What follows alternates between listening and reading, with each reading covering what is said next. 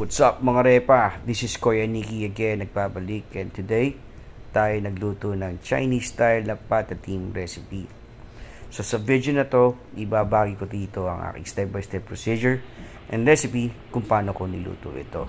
Nag-guaranteed ko sa inyo talagang masarap at parang feeling nyo ay kumain kayo sa mga Chinese restaurant like Manhan, Hapchan, basta try nyo panoorin itong video na to at siguradong masusulit nyo ang inyong oras sa panoorin nito. So tara, simulan na natin ang pagluto nito mga repa. Alright mga repa, simulan na natin ang pagluto ng ating Chinese style patatim recipe. So ang first step na ginawa ko dito ay tayo nag-sear or pinirito natin ng bahagya yung ating pata on both sides. Itong method na to, ang nagagawa kasi nito, nire-remove niya yung odor ng ating pork, especially kung binili natin to ng frozen. And at the same time, na-avoid natin dito yung impurities kapag nagpapakulo tayo. So hindi natin siya pipituin ng todo. Saglit lang natin siya pipituin. Basta na na brown na natin yung both sides, okay na yan. Isa-set aside na natin. So by batches yung ginawa ko dito, in that way hindi siya magtutubig at maayos natin siyang ma-sear o mapipito ng bahagya. Pagkatapos siya, ng next step na gagawin natin dito, pag lahat ay na-sear na natin, ay tayo magsasaute. So meron tayo ditong bawang or garlic. Pinitpit ko lang siya, hindi ko na siya hiniwa na maliliit. So pag medyo golden brown na siya, i-add na natin yung ating sibuyas. So sa bawang, gumamit ako ng mga 5 to 6 cloves. While the onion, gumamit lang ako ng medium size.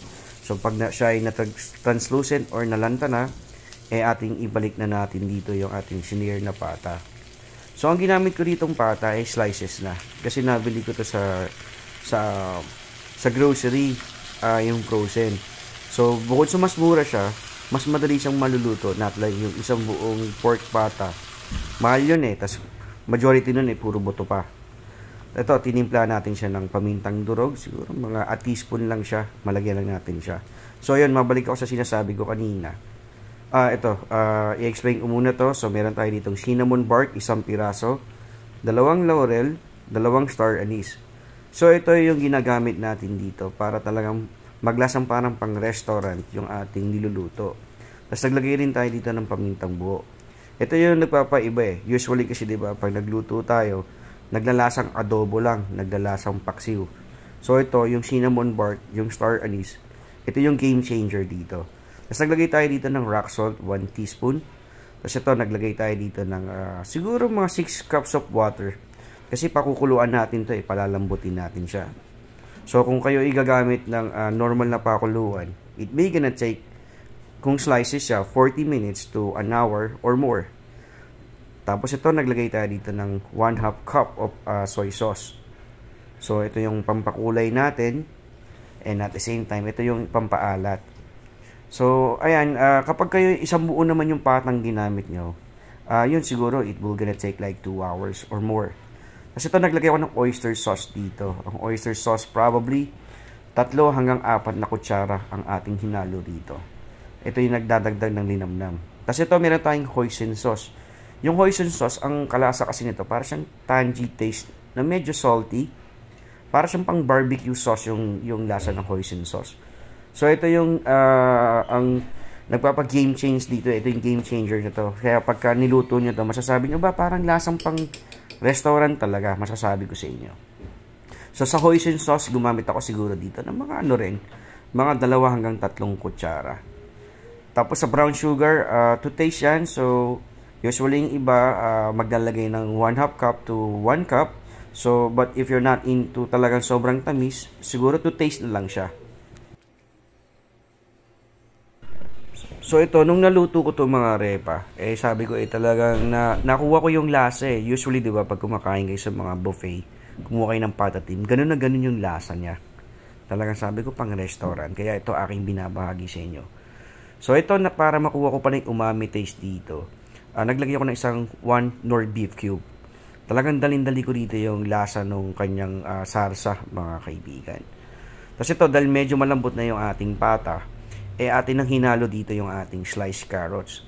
Kasi ito, meron lang akong nakita kasi sa bahay na shiitake mushroom. Ito lang ginamit ko. So, mas maganda tignan to kung buo yung inyong shiitake mushrooms. Pero since ito yung meron sa bahay, ito na ginamit ko. Sayang naman kung hindi ko gagamitin. So, ayan o, makikita nyo talaga yung texture niya. Hindi na rin ako gumamit dito ng cornstarch kasi sa tagal ng palambutan nito, meron namang sariling yung balat tsaka yung taba ng pata natin nagpapalapot yan. And at the same time, yung ating brown sugar inaano na rin yung kalaputan o yung pagiging para maging chicken yung ating sauce. So ito, fork tender na siya, pero hindi ko na siya totodohin talaga na sobrang lambot kasi baka madurog na at hindi ko mai-transfer. Now, since we're almost done sa pagluto, sa huli ko nilalagay yung sesame oil. Kaya yan, talagang Chinese style talaga yung lasa. Siguro mga 1.5 teaspoon lang yung aking nilagay na sesame oil. So, sa bandang huli ko inahalo yan para yung effect ng ating sesame oil talagang sumisipa yung kanyang aroma. So, yan, almost done na tayo sa pagluto ng ating Chinese style na patatim na meron kayong bagong recipe na mababahagi sa inyong family. So ito pala, wala rin ako nabiling bok choy kaya hinaluan ko siya ng pechay. Yung pechay aking muna itong inano natin siya ni-blanch natin para ma-retain natin yung color. So kung kayo ay into Instagram, gusto niyo ng magandang itsura, i-plating niyo na lang. Ako kasi medyo gutom na yung mga tao sa bahay. Kaya hindi na ako napag-plating. Pero ayan na yun mga kaibigan. Ganito yung Chinese style na patatim. Nag-guaranteed ko sa inyo, talagang masarap. So, sa mga hindi pa nagsasubscribe, baka pwede na mag-subscribe and hit the notification bell para updated kayo sa aking mga videos. So, again, this is Kuya Nicky. I just wanna say, maraming salamat mga repa sa inyong panonood sa aking mga videos. Naway huwag kayong magsawa. So, till next video, thank you and have a good day, everyone.